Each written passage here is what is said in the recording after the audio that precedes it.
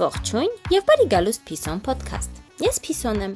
Այսօր համացանցում empath բառը օգտագործվում է այնքան հաճախ, որքան էմոջիներն են։ Մի քիչ զգացմունքային ես empath, մեկից հավը լսեցիր empath, լաց եղար ֆիլմի ժամանակ վերջ, պաշտոնապես empath։ Բայց իրական էմպաթիան սոցցանցային պիտակ չէ ու հաստատ կոմպլիմենտ եւս չէ։ Եվ մինչ բոլորը կարծում են, թե իրենք էմպաթ են, ես եկել եմ մի քիչ սառը գլխով բացատրելու, թե ինչ է էմպաթիան իրականում։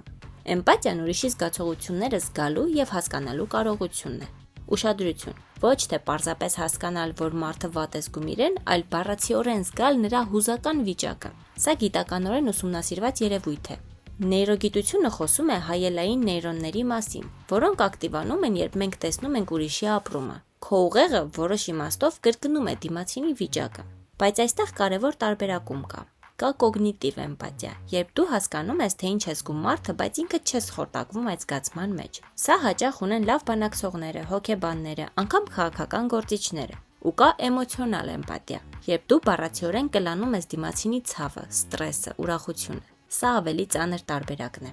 Հենց այստեղ էլ հայտնվում են այսպես կոչված էմպաթները։ Էմպաթներն այն մարդիկ են, որոնք չափազանց զգայուն են ուրիշների հուզական դաշտի նկատմամբ։ Նրանք հաճախ արագ են զգում, երբ սենյակում լարվածություն կա, հոգնում են մարդաշատ վայրերից, շատ հեշտ վարակվում են ուրիշի տրամադրությամբ եւ հաճախ ուրիշների խնդիրները իրենցն են դարձնում։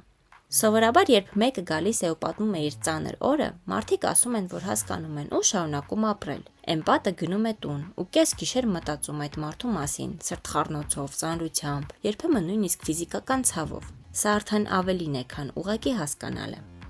Էմպաթ լինելն ինքնին ոչ լավ է, ոչ վատ։ Դա ինչպես շատ սուր դանակ լինի։ Ճիշտ օգտագործես օգնում ես, բուժում ես, կապ ես ստեղծում մարդկանց միջև։ Սխալ օգտագործես, ինքնախորտակվում ու մտնում ես քրոնիկ հոգնածության ու մեղքի զգացման մեջ։ Ու հիմա մի կարևոր միտք։ Էմպաթիան չի նշանակում անընդհատ քեզ զոհել։ Առողջ էմպաթիան սահմաններ ունի։ Առանց սահմանների էմպաթիան վերածվում է ինքնավոչնչացման։ Հենց այստեղից էլ շատ հաճախ ճանապարհը տանում է դեպի հակառակ ծայրահեղության, ապաթիայի, երբ մարդը այնքան է հոգնում զգալուց, որ սկսում է չզգալ։